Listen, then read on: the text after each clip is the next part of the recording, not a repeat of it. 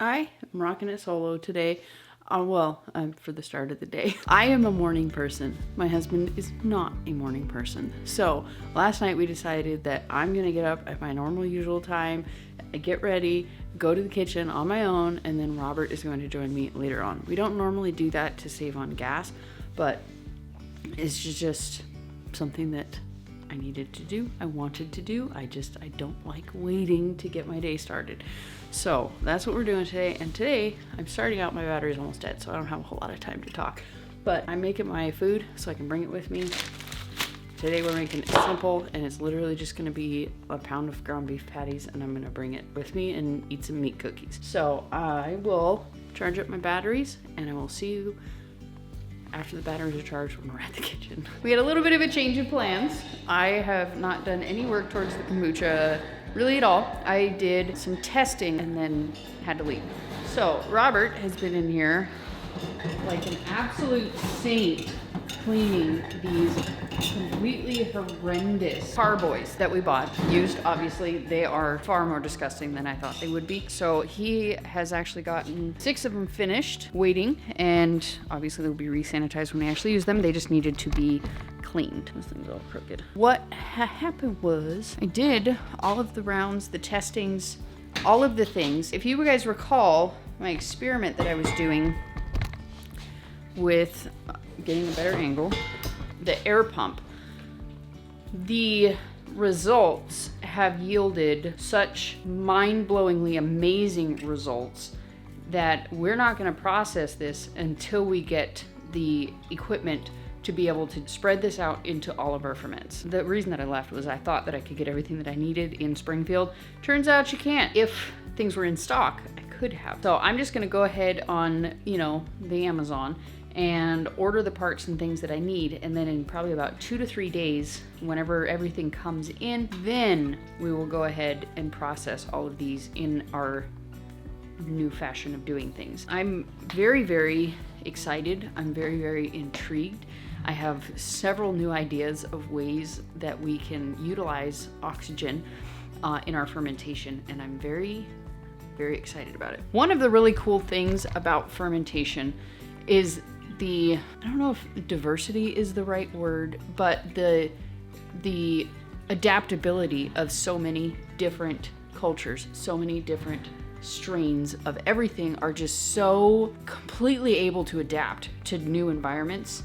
And that has nothing to do with this, but I'm just continually amazed by it, because most of the time with fermentation, the goal is to eliminate oxygen, make sure that it doesn't have any exposure to it. You're using what do you call those things?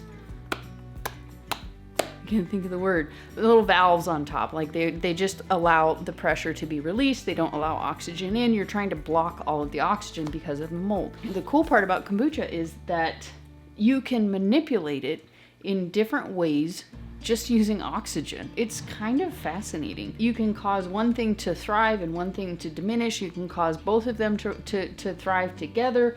Like it's just one of the many reasons that I'm so continually obsessed with fermentation. Robert has got one of those carboys left to clean, and then probably after he's done with that, we're gonna hit the road because I need to go home. I have about 3 hours before the shipping days switch over, so I need to figure out exactly what I'm gonna order, and then I need to order it. So this is gonna be in a future video, and then we'll just go ahead and bring you home and do some stuff at home. So we'll see you there. It is the next day, and I am still in pajama mode because I don't have to get out of pajama mode today because all of the work that I have to do is at home. And so while some might think, oh, this is a day off, no, it is absolutely not. Today is one of the more stressful days that I have to routinely do, and it is ordering day, produce ordering day to be specific. In the last video that I showed you, we were selling at the farmer's market. We had an absolutely phenomenal day, and that was most likely due to the time of the year because things are getting warmer, people are kind of getting more in the farmer's market mode, and that made us realize that we need desperately to do another day of production. We are not keeping our crocks in continual production because we just don't have the storage space for it. It would be ideal if we could continue our regular production throughout the whole winter because our stuff has a long shelf life in the fridge. So making a whole bunch of stuff throughout the slower months of January and February would be ideal, but we can't do that because, like I said, we don't have the storage space in the fridge. So it occurred to us that it takes 5 to 6 weeks to ferment these crocks. Most of them. Some of them are a little bit lighter, like the seasonal items like salsa and pickles. They don't ferment for quite as long. And then it occurred to me, over the course of the next 6 weeks, we have 12 farmers markets and 2 rather large festivals that we are going to be attending as vendors. So had a mild panic attack, talked to Robert about it, and we have decided that next week, depending on how quickly the fumes dissipate from the kitchen on the floor painting, we are going to do a production week next week. We're not going to do a completely, absolutely insane balls to the walls, fill every crock production. We're going to fill probably about half of them. But one of the struggles with this is calculating exactly which recipes and how many of them to create, as well as how to order the produce, because you see, in order to minimize waste, I have to do certain quantities of certain recipes and I have to do certain recipes because when you're ordering from a produce supplier, you're ordering very large quantities. I can't just order 5 pounds of carrots and have it be financially reasonable. So I have to order 50 pounds of carrots. So I have to make sure that I'm making X quantities of the recipes that include carrots. You know, same thing with the beets. I have to make sure the beets come in a certain predetermined amount. So I have to make that amount of the beet kraut because that's the only recipe that has beets in it. Otherwise we have a bunch of leftovers and waste. We don't want that. That increases cost. So every week our produce supplier emails us a list of the current prices. Yes, they change every single week. Well, they don't change every week, but they change seasonally. And so all of the prices that of everything that they sell gets updated once a week. I have to print off that list, and that's the first thing that I have to do. Once I have all of the produce lists printed out, there's 3 different produce lists. There's the retail one, which has all of the conventional grown stuff. This particular company's shorter organic list, and then they work with another supplier and who specializes in organic stuff, and they have a very long list of organic stuff. So my next job is going to be going through these, 15 pages and picking out the items that are relevant to me. I do highlight them in both organic and conventional, and then I cross-reference the prices because there are certain items I absolutely refuse to order conventional. Apples, ginger, and there's a couple other ones. Like I've done some research, and the items that I refuse to purchase conventionally are like the worst of the worst. They decimate land, they decimate the food itself, and they're just horrendous and toxic. Those items that are just really heavily sprayed and they kind of just destroy everything. So those ones I don't order, or I will only order organic. And then there's other items. We have found that most of the organic things through the wholesaler are, and in a lot of places in general, nearly double the price. We started out completely organic. Everything humanly possible that was on this earth that could be ordered organic was organic. And then we just found that nobody cared. I might have an occasional question. I think through the 2.5 years that I have been doing this, I have had 3 people ask me if our stuff is organic. And our drinks are completely organic. The kombucha, 100% every ingredient, start to finish, organic, because that's kind of the market standard. It does seem to be moving away from that. A lot of very large kombucha companies are no longer organic, but a lot are remaining, and it's basically just the cost, because the cost of organic these days is tremendously more than conventional. So our drinks are 100% organic for now. I have no intention of going away from that, but I'm not going to say that I literally never will. But currently they're all organic. Our food, krauts, things like that, we basically made that decision to have it only be selectively organic ingredients. We don't put organic on any of the krauts and the kimchi labels because it's not a consistent thing, but we do order organic when it's financially feasible. But we just found that people just aren't, at this time, they're not willing to pay the extra, and it is extra because it does, I mean, not that our sticker price would be double, but the ingredient cost is almost double, and in some case 5x. Like the pepper that we use in our kimchi is called gochugaru. If you want to get that organic, it is more than 5 times the price of the conventional. So I mean, at a certain point, I have to take sticker price into consideration. So I do. And I also do source a lot of stuff organic during the seasons. I have a couple of farmers who are growing crops for us, not in tremendous amounts, but I'm trying to kind of build relationships and with farmers, because ultimately I would like to go to almost exclusively locally raised and locally grown produce, but that is going to take a lot of time and a lot of relationship building and a lot of meet and greets and a lot of, events, and it takes time to build those sorts of relationships. So that is my ultimate goal. However, right now I'm ordering from a local produce company. So I'm going to go ahead and start highlighting everything and getting to work and figuring out exactly what we need to do, exactly what we need to make, and how much we need to buy. Oh my gosh, this is what I'm dealing with. Well, you wonder why I always wear headbands. I literally just did my hair. Anyways, it is the next day yet again, and I was editing this video. It is almost entirely edited, and I realized that I did not end the video. See, yesterday what happened is that I was trying to create, let me get you up here a little higher. I was working on creating the ordering list and figuring out what products that we need to make and everything that I needed to order, and kind of just trying to take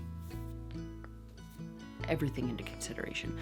See, the difficult part about our particular line of business is that we have to predict everything that we are going to sell in the next 6 to 7 weeks and adjust accordingly.